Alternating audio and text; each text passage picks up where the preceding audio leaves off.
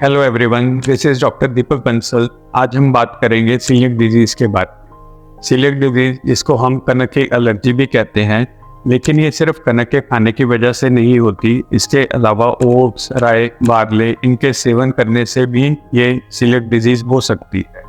Barley, जिसको हम जौ कहते हैं, तो इन्हीं पदार्थों की वजह से ही सीलिएक डिजीज क्यों होती है।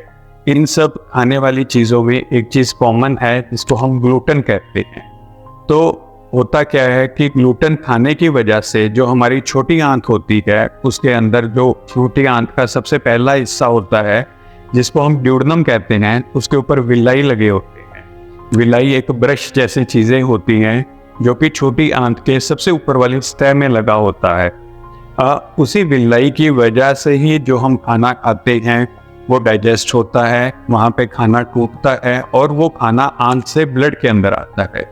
तो ग्लूटेन की वजह से जब वो विलाई डिस्ट्रॉय हो जाते हैं, तो जो हम खाना खा रहे हैं वो आंत तक तो जाता है, लेकिन वो हमारे ब्लड तक नहीं पहुंच पाता। तो होता क्या है कि जब कोई भी पेशेंट जिसको सीलिएक डिजीज है, ये एक जेनेटिक डिजीज है, भगवान ही डिसाइड करता है कि किसको सीलिएक डिजीज होगी या किसको नहीं।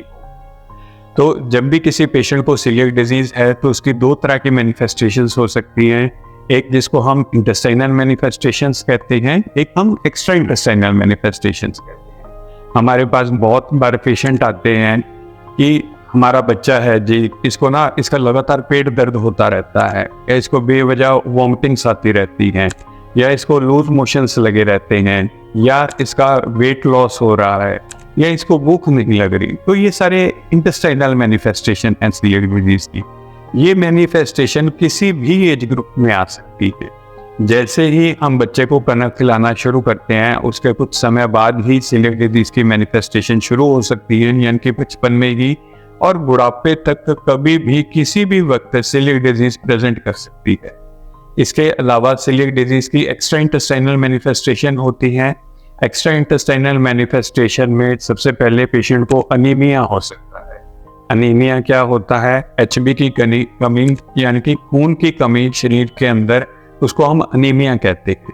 ये मेनली आयरन की कमी की वजह से होता है। आयरन मुख्य तौर रूप से जो ड्यूडेनम में जो विलाई लगे होते हैं, उन्हीं से वो पेट से लेके ब्लड तक आता है। तो जब विलाई वो डिस्ट्रॉय हो जाते हैं तो पेशेंट के खून में आयरन की कमी हो जाती है, उसकी वजह से अनीमिया हो जाता है। उसी वजह से पेशेंट को कैल्शियम की, मैग्नीशियम की, मिनरल्स की कमी हो जाती है। उसकी वजह से पेशेंट को ऑस्टियोमलेशिया या ऑस्टियोपोरोसिस हो जाता है। अब ऑस्टियोपोरोसिस या ऑस्टियोमलेशिया क्या होता है? बोन्स की वीकनेस को ऑस्टियोमलेशिया या ऑस्टियोपोरोसिस कहते हैं। तो उसमें क्या होता है कि पेशेंट हमारे पास प्रेजेंट करता है कि हमारी टांगें बहुत दुखती हैं, हमारी बाजुएं बहुत दुखती हैं, हमें कमजोरी बहुत जल्दी आती है, हम काम करते करते बहुत जल्दी थक जाते हैं। और तीसरी कंडीशन होती है जिसका हम पेरिफेरल न्यूरोपैथी कहते हैं। पेरिफेरल न्यूरोपैथी क्या होता है? हाथ की और पैरों की नसों की कमजोरी होना। वो क्यों होती है? क्योंकि अगेन B12 की कमी होती है। B12 की कमी की वजह से, जो कि हमारे नर्वस सिस्टम के लिए, हमारी नर्व्स की मजबूती के लिए चाहिए, तो उसकी कमी होने की वजह से पेशेंट को पेरिफेरल न्यूरोपैथी होती है। चौथी कंडीशन क्या होता है? Short stature. शॉर्ट स्टेचर किसको कहते हैं? बच्चे की या किसी बड़े की हाइट का रुकना या कम होना। बहुत बार ऐसा होता है कि माँ बाप की हाइट तो बहुत अच्छी होती है, लेकिन बच्चा उस हिसाब से हाइट नहीं पकड़ पाता। तो हम बहुत बार ऐसा होता है कि कोई भी बच्चा जिसमें खून की कमी है, हाइट उसके उस अनुपात से नहीं बढ़ रही जो बढ़नी चाहिए, तो उसके ग्रोथ चार्ट के हिसाब से जब हम पेशेंट का टेस्ट कराते हैं तो हम देखते हैं कि उस पेशेंट को सीलिएक डिजीज है। तो हम सीलिएक डिजीज को कैसे डायग्नोज करते हैं? इसका बहुत ही सिंपल ब्लड टेस्ट है, जिसमें हम पेशेंट का जो एक एंटीबॉडी टेस्ट करते हैं, TTG, एक बहुत ही सिंपल ब्लड टेस्ट है जिसकी रिपोर्ट 2 से 4 घंटे के अंदर अंदर आ जाती है। किसी भी पर्सन के फैमिली में अगर ऑलरेडी डायग्नोज केस है सीलिएक डिजीज का, यानी कि उसके किसी भाई बहन को या उसके माता पिता को या किसी को भी फर्स्ट डिग्री रिलेटिव को, अगर वो ऑलरेडी डायग्नोज केस है सीलिएक डिजीज का, तो कोई ज़रूरी नहीं है कि हम उनके सिम्टम आने की वेट करें।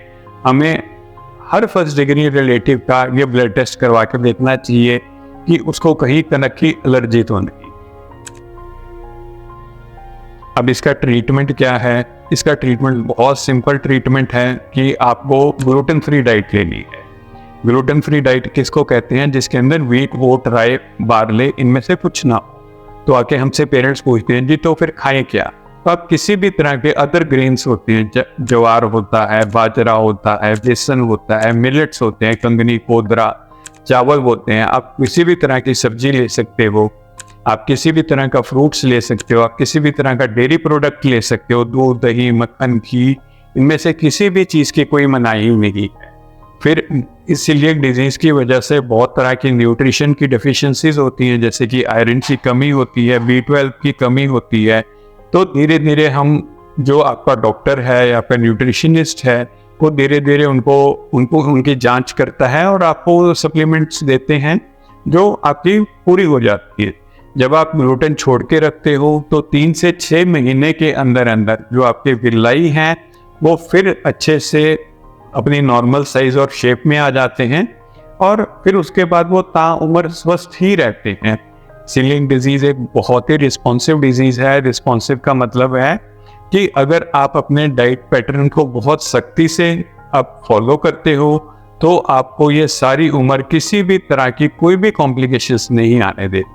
तो कृपया करके आप अपने डॉक्टर से इस चीज़ की सलाह ज़रूर लें। आप अपने डाइटिशियन और न्यूट्रिशनिस्ट को रेगुलर फॉलो करें और अगर आप ऑलरेडी डायग्नोस्ड केस हैं तो आप स्ट्रिक्टली ग्लूटेन फ्री डाइट पे रहें। धन्यवाद।